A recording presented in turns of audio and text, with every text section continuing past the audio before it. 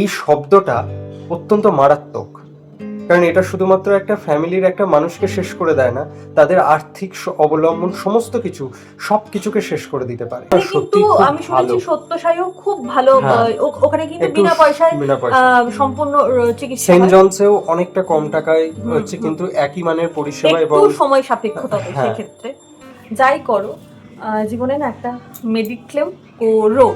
অবশ্যই জোর দিয়েই বলছি মেডিক্লেম করো। আমি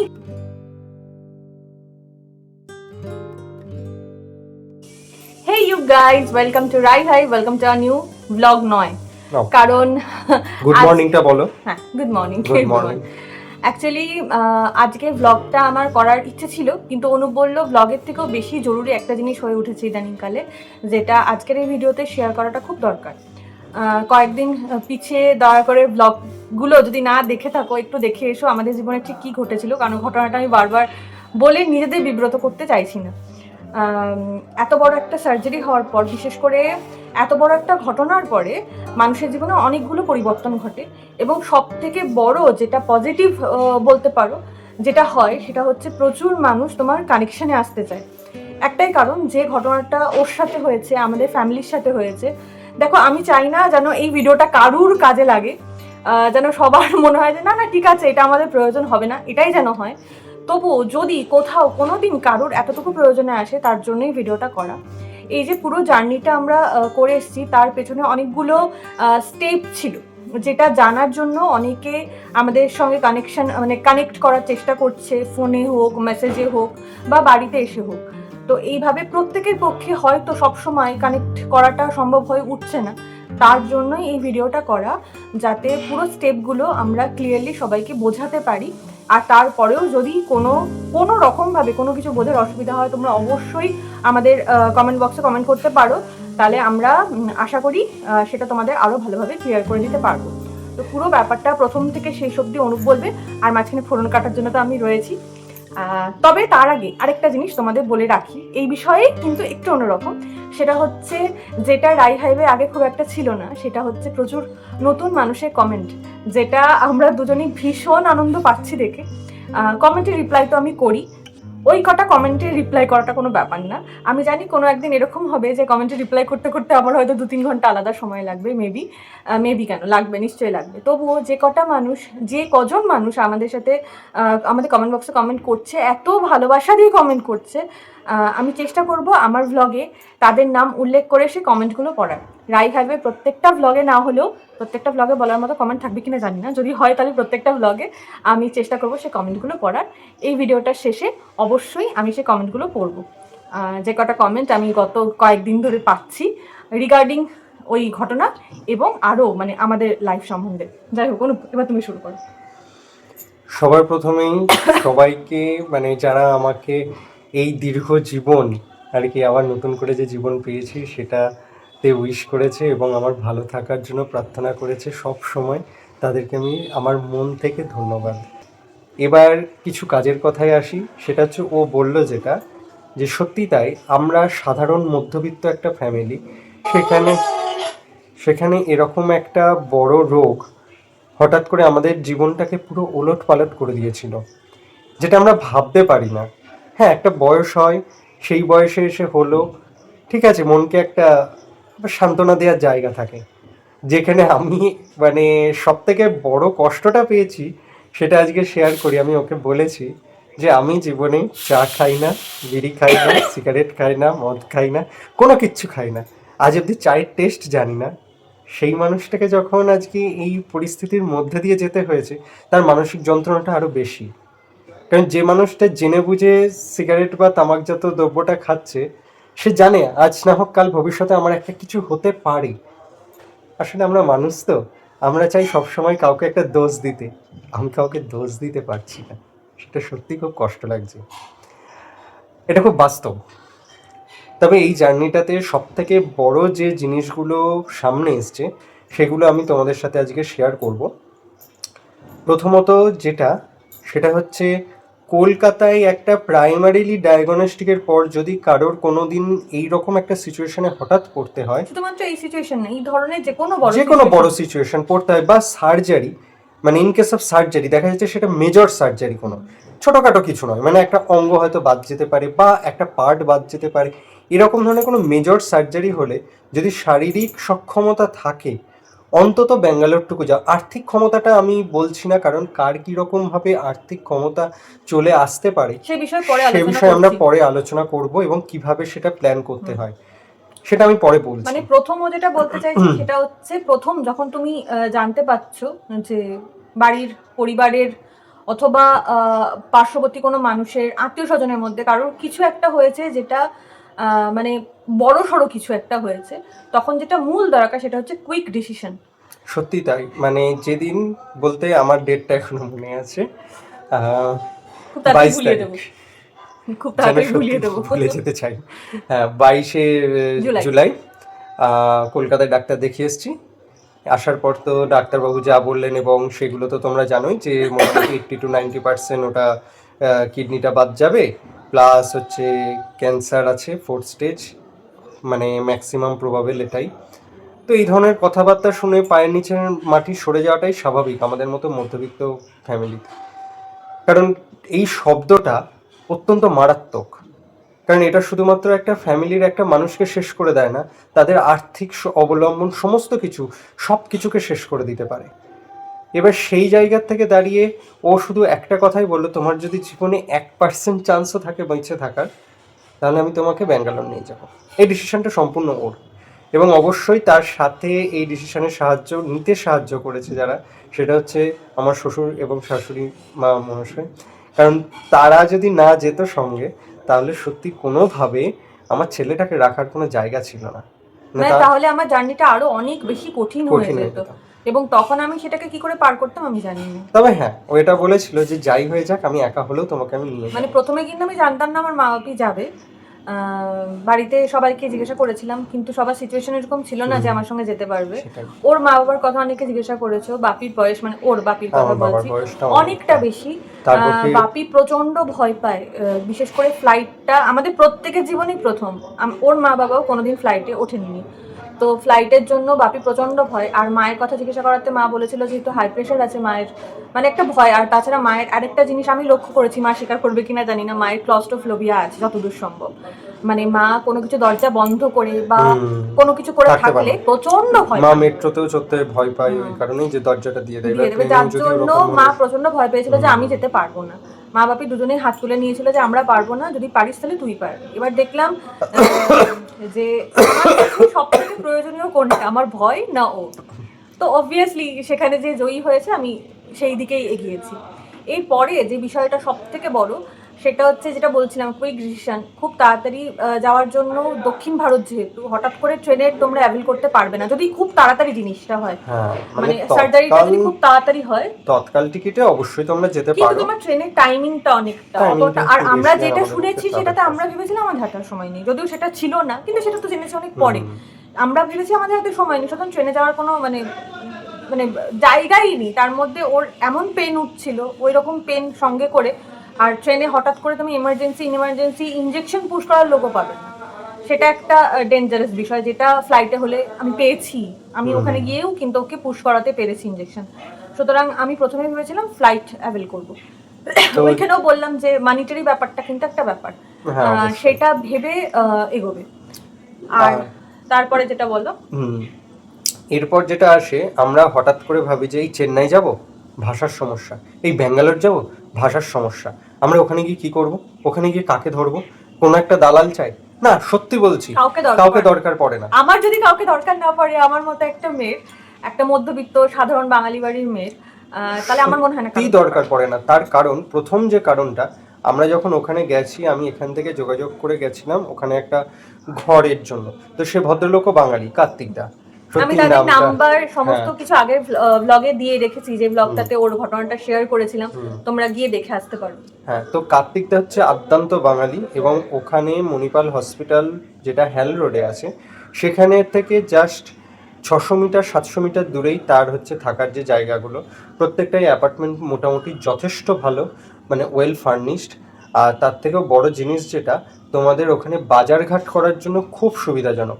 মানে আমরা যে অ্যাপার্টমেন্টে ছিলাম তার ঠিক পেছনে 100 মিটার হাঁটলে, 100 মিটার জাস্ট হাঁটলে হচ্ছে শপিং মার্ট, এবং সেখানে সবজি, টাটকা সবজি থেকে শুরু করে মাছ, মাংস, ডিম A to Z সব শুধু পাওয়া যায়। শপিং মার্ট বলে না, ওখানে ঠেলা গাড়ি করে বা এমনি হ্যাঁ, অন্যান্য আরো ফল অনেক টল, দোকান আছে, সবজি সবজি ফল বা গ্রসারি কোনো কোনো প্রবলেম প্রবলেম নেই, এবং ডে টু ডে লাইফে আমাদের ঠিক যেটুকু দরকার সবটা। সবটা পাওয়া যায়। এবার অনেকের মনে হতে পারে সত্যি তো আমি পেশেন্ট নিয়ে যাচ্ছি, আমি একা যাচ্ছি, আমার পক্ষে রান্না করা সম্ভব না, এটা মনে হতে পারে। হোটেলও আছে, বাঙালি হোটেল, বাঙালি হোটেল আছে খাওয়ার জন্য, এবং সর্বোপরি যদি আমরা একটু সাউথ ইন্ডিয়ানও যদি খেতে পারি, তাহলে সব থেকে বড় জিনিস হচ্ছে ওই মণিপাল হসপিটালের মধ্যে সুলভে ক্যান্টিন আছে, যে ক্যান্টিনে সত্যি ভেজ রান্না পাওয়া যায়, কিন্তু সত্যি দাম খুব কম। আর দেখো আমরা তো খাওয়ার জন্য বা ঘোরার জন্য যাই যেটুকু আমাদের দরকার সেটুকুর জন্য যেটুকু দরকার সেটুকু আমরা যথেষ্ট পরিমাণে আছে। আর যেটা বলছিল ভাষার সমস্যা, ওখানে ভাষার সমস্যা একেবারেই নেই। মানে তুমি বাংলাতেও, হ্যাঁ বাংলা, হিন্দি, ইংলিশ যে কোনো একটা ভাষা একটুখানি ভালোভাবে জানলে ওখানে খুব ভালোভাবে আমরা মূলত তো বাঙালি। ওখানে মণিপাল হসপিটালে ঢোকার মুখে এন্ট্রি গেটে যে সিকিউরিটি গার্ড, সেও বাংলা জানে, ভালো বাঙালি, বা হচ্ছে ডাক্তারের কাছে গিয়ে যখন আমরা বলছি, তাতেও একজন নার্স বা তার অ্যাটেন্ডেন্ট একজন থাকেন, সেও হচ্ছে বাঙালি থাকে। তাতে সুবিধা হয় কি, ডাক্তারও সম্পূর্ণ ভাষাটা বুঝতে পারেন আমাদের, এবং অনেক ডাক্তার বাংলা জানেনও। মানে আমরা যে ডাক্তারবাবুর সঙ্গে ছিলাম যোগাযোগ করেছি, হ্যাঁ, তো তিনিও কিন্তু সম্পূর্ণ ভালোভাবে বাংলা বলতে পারেন। ইভেন উনি কলকাতা মণিপালে মাঝে মাঝে আসেন, ভিজিটও করেন, সুতরাং ওখানেও আমরা ওকে হয়তো দেখাতে নিয়ে যেতে পারি। এই বিষয়ে আমি একটা কথা বলি, যেহেতু ওর এন্ট্রি থেকে পুরোটাই আমি দেখেছি আর কি, ওখানে বাঙালিদের এন্ট্রির জন্য আলাদা করে একটা বেঙ্গল সেন্টার রয়েছে।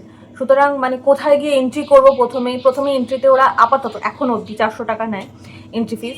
তো ওইখানে তুমি বাঙালি একটা আলাদা সেন্টার রয়েছে, ওখানে ঢুকে যে কোনো কাউকে জিজ্ঞাসা করবে যে আমি বাঙালি এবং বাঙালি এন্ট্রি নিতে চাইছি, একজন পেশেন্ট আছে, ওরা দেখিয়ে দেবে কোথা থেকে। ওখানে গিয়ে জাস্ট একটা নর্মাল ফর্ম যে কেউ ফিল আপ করতে পারবে, আর না পারলে ওখানে যিনি রয়েছেন তিনিও ফিল আপ করে দিতে পারেন।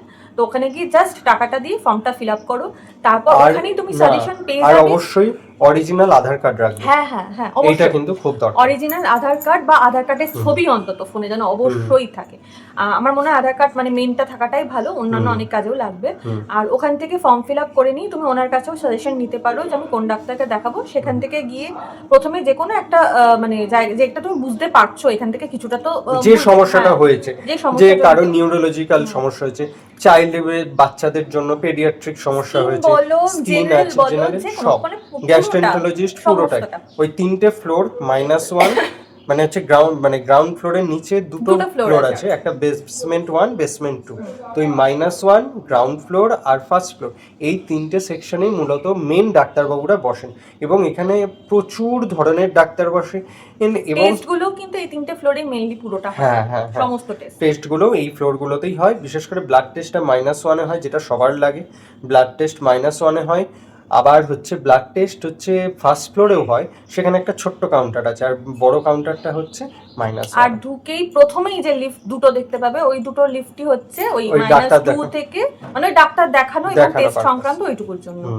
আর যদি কারোর ইমার্জেন্সি ভর্তি হতে হয়, তাহলে তো ইমার্জেন্সি সেকশন আছে, ডাইরেক্ট ইমার্জেন্সি দিয়ে যে কোনো ডিপার্টমেন্ট যে স্পেশালে যেটা হয়েছে অন কল ডাক্তারবাবু থাকেন, ডাক্তারবাবু নিজেই বলে দেবেন সবটা। ওখানে কোনো অসুবিধার কোনো জায়গা নেই, ভয় পাওয়ারই জিনিস নয় ওটা।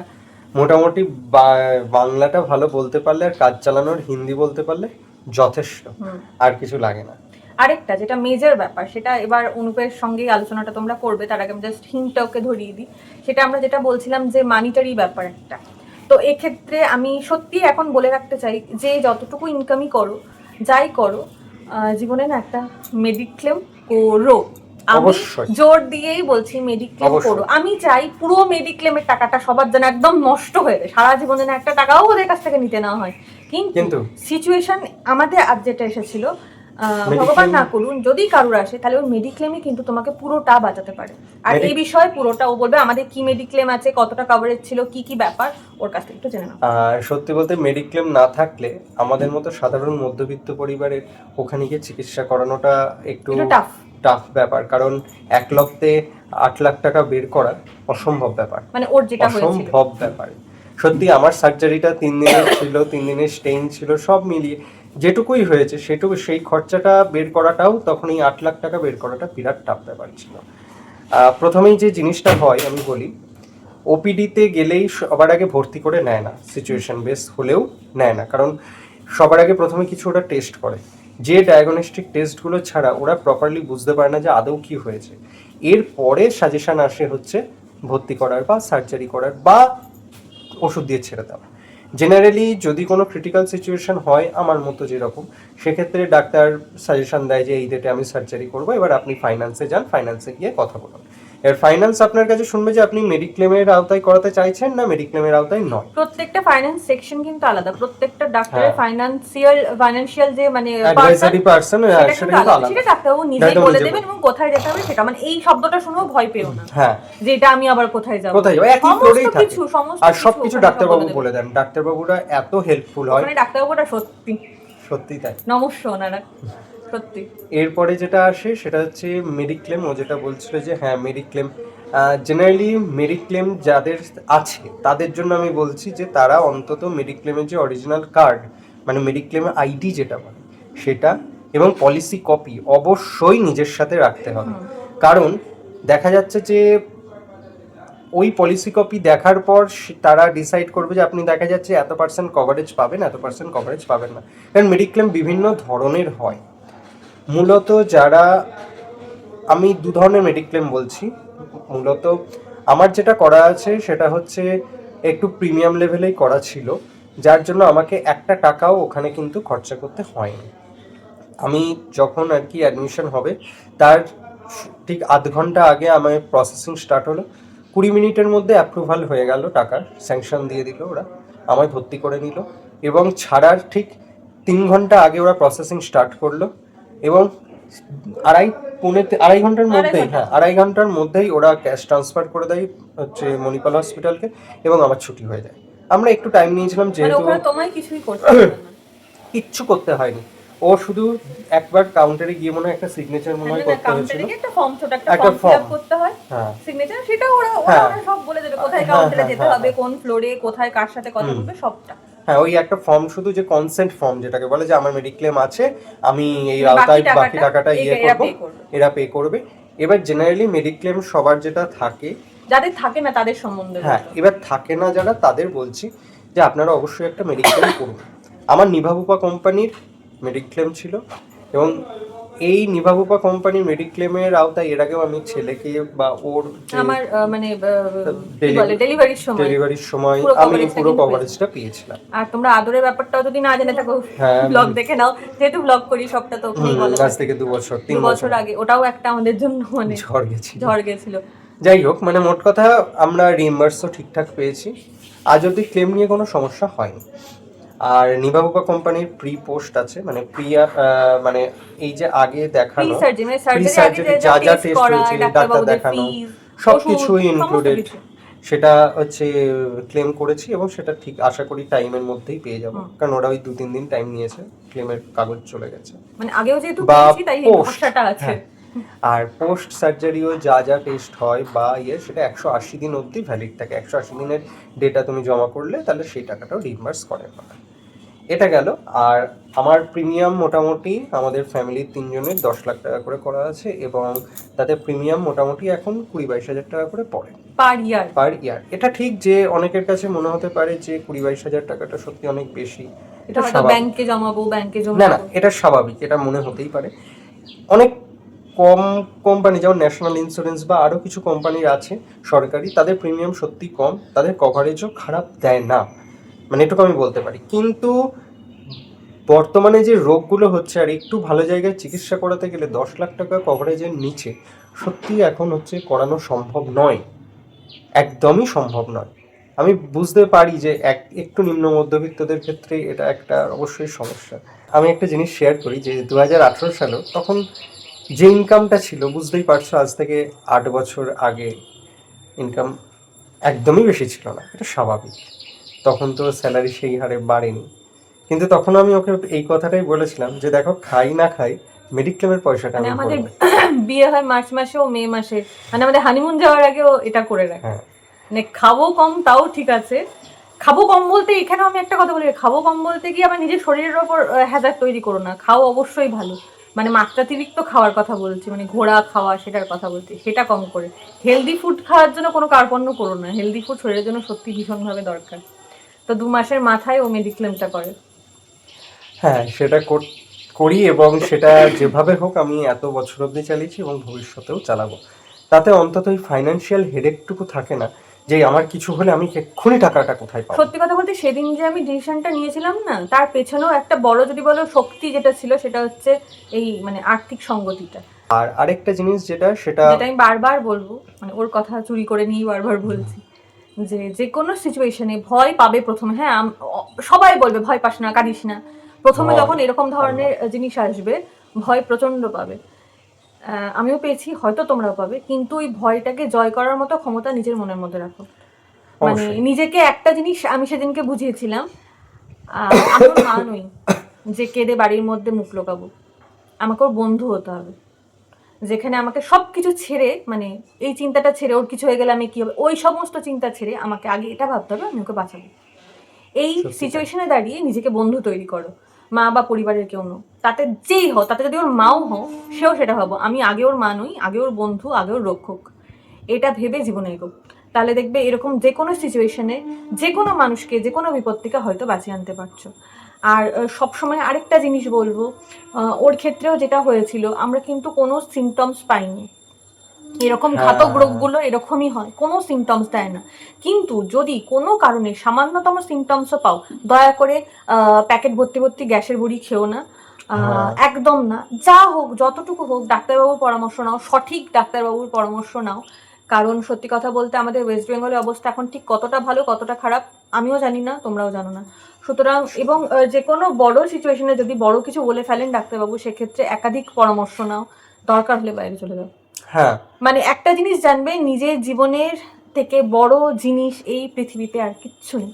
এবং আমি এটুকু বলবো যে সবাইকে যে মণিপাল দৌড়তে হবে সেটা নয়, না, বাইরের গভর্নমেন্ট হসপিটালগুলো না সত্যি খুব আমি ভালো। শুনেছি সত্যসাইও খুব ভালো, ওখানে কিন্তু বিনা পয়সায় সম্পূর্ণ চিকিৎসা। সেন্ট জনসেও অনেকটা কম টাকায় হচ্ছে, কিন্তু একই মানের পরিষেবা এবং একটু সময় সাপেক্ষ, তবে সেক্ষেত্রে একটু ধৈর্য সাপেক্ষ, একটু সময় সাপেক্ষ। আমাদের যেহেতু সময়টা আমরা ভেবেছিলাম হাতে নেই, সেক্ষেত্রে আমার এটা করতে হয়েছে। আরেকটা জিনিস আমি এই সময় বলবো, আবার ওর কথা কেড়ে নিয়ে হয়তো বলছি, আফটার সার্জারি মানুষটাকে বোঝাও যে তার রোগ নেই। হ্যাঁ, মানে আমি আমার আশপাশেও যারা আসছে তাদেরকেও আমি অনুরোধ করছি, দয়া করে, ওর অসুস্থ নয়, ওর এখন যেটা সমস্যা সার্জারি হয়েছে বলে ওর হয়তো একটু হ্যাজার্ড হচ্ছে দৌড়াতে বা প্রচন্ড ধকল নিতে, তাই বলে ও যে হাঁটতে পারবে না, উঠতে পারবে না, চলতে পারবে না, কথা বলতে পারবে না এটা নয়। ও স্বাভাবিক লাইফে কিন্তু কোনো সমস্যা নেই, এবং কারোরই থাকে না। যখন কেউ সুস্থ হয়ে যায় না, সে সুস্থ, আমার মতোই ও সুস্থ। আমাদের ঠিক যেমন আফটার ডেলিভারি একটা সমস্যা হতো মেয়েদের, বা তোমার যাদের হয়েছে বা যাদের হবে তোমরা জানতে পারবে খুব তাড়াতাড়ি, যে একটু উঠতে চলতে অসুবিধা হয়, বাচ্চাটাকে সামলাতে একটু অসুবিধা হয়, ঠিক সেম জিনিসটা ওর সাথে হয়েছে। আমরা কি এখন দৌড়াচ্ছি না বা হাঁটছি না বা সংসারে কেউ কোনো কাজ করছি না, কিছু করছি না, নর্মাল ব্যাপার, সব ঠিক আছে। তাকে বারবার এটা মনে করিয়ে দেওয়ার কোনো দরকার নেই যে তোমার সঙ্গে না বিশাল বড় কিছু একটা হয়েছে, কিচ্ছু হয়নি। হ্যাঁ, এরকম হাজারটা ঘটনা কোটি কোটি মানুষের সাথে হচ্ছে, এবং প্রত্যেককে আমি এই ভিডিও যার কাছে যাচ্ছে আমি শুধু তাকে অনুরোধ করব, ভয় পাবে না, সঠিক সময়ে সঠিক সিদ্ধান্ত নেবে। আর এই ছোট্ট সিদ্ধান্ত একটা জীবনকে, একটা পরিবারকে, একটা সন্তান, স্ত্রী, তার মা বাবাকে সব কিছু ফিরিয়ে দিতে পারে। সকালবেলায় মনে আছে তোমাদের বলছিলাম যে আমার ব্লগে বেশ কিছুজন কমেন্ট করছো, যেগুলো দেখে আমার ভীষণ ভালো লাগছে, আর আমি চেষ্টা করব আমার ব্লগে তাদের নাম উল্লেখ করে কমেন্টগুলো পড়ার। তো চলো কয়েকটা কমেন্ট পড়ি, রাত হয়ে গেছে অনেকটাই। প্রথমেই আমার বাপি, যে কোনো দিন কোনো ভিডিওতে কমেন্ট করতে ছাড়ে না। তোমার কথা আলাদা করে বলছি না বাপি, তাহলে আমাকে আমার পরিবারের অন্যান্য লোকরা পেটাবে, বলবে বাবা তো সবাই কমেন্ট করে। আরেকজন আমার স্টুডেন্ট বরুণিমা, মানে ও যে কি মেয়ে, কি যে ভালোবেসেছে আমায় ভগবান জানে। মেসেজ করা, প্রত্যেকটা ভিডিও দেখা, কমেন্ট করা, এবং ও ভিডিওগুলো দেখে কমেন্ট করে সেটা আমি বুঝতে পারি, কারণ ভেতরে অনেকগুলো ঘটনা নিয়ে আমাকে প্রশ্ন করে আবার, যে ম্যাডাম এটার মানে কি এটা, তুমি কি এটা করেছিলে, তুমি কি ওখানে গিয়েছিলে। কলেজে পড়ে, হ্যাঁ, কিন্তু বিহেভিয়ারটা একদম বাচ্চাদের মতো, ছোট্ট মেয়ে, কিন্তু ম্যাডামকে খুব ভালোবাসে। যাই হোক, তোর কমেন্ট আর কোনটা বড় বল, সবগুলোই পড়ার মতো। যাই হোক, তো এই কমেন্টটা এসছে একদিন আগে। আচ্ছা, কমেন্টটা করেছেন সঞ্চিতা দাস। আমি জানি না আমার থেকে বড় ছোট আপনি করেই বলছি। কমেন্টটা পড়ছি, শোনো। কদিন আগে তোমার ব্লগ ফিডে আসলো, বেশ কয়েকটা দেখলাম। তোমার বয়সের সাথে তোমার রেসপন্সিবিলিটিটা ম্যাচ করাতে পারছি না।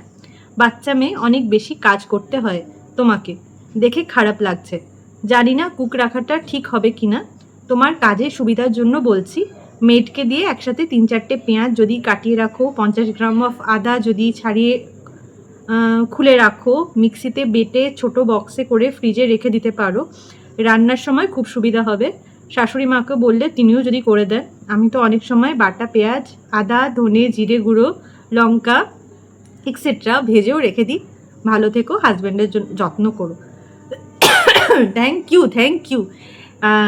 বাড়ির লোকেরাও কোনোদিন ভাবে না হয়তো যে মেয়েরা সংসারে কাজ করে কি করে না, কিন্তু আপনি কয়েকটা ব্লগ দেখে যে এতটা আত্মীয়তা বোধ করেছেন, এর জন্য আমি সত্যি ধন্য। Thank you. আমি চেষ্টা করব আপনি যেগুলো বলেছেন সেটা করার। আমি জিরেগুলো গুঁড়ো করে রাখি, পেঁয়াজটা আমি কেটে রাখতে খুব একটা মানে সাহস পাই না, গন্ধ হয়ে যাবে কি না। তবে আদা রসুন মাঝে মাঝে আপনার বলার পর থেকে, মানে কালকের থেকে আমি চেষ্টা করছি ওই খোসাগুলো ছাড়িয়ে যদি ছোটো টিফিন বক্সে করে ফ্রিজে রাখা যায়। Thank you once again. আচ্ছা, এবার দেখি, বিশেষ করে অনুপের ওই ভিডিওটাতে যে কমেন্টগুলো এসেছিলো তার মধ্যে থেকে প্রচুর কমেন্ট এসছে ওখানে, কয়েকটা পড়ি।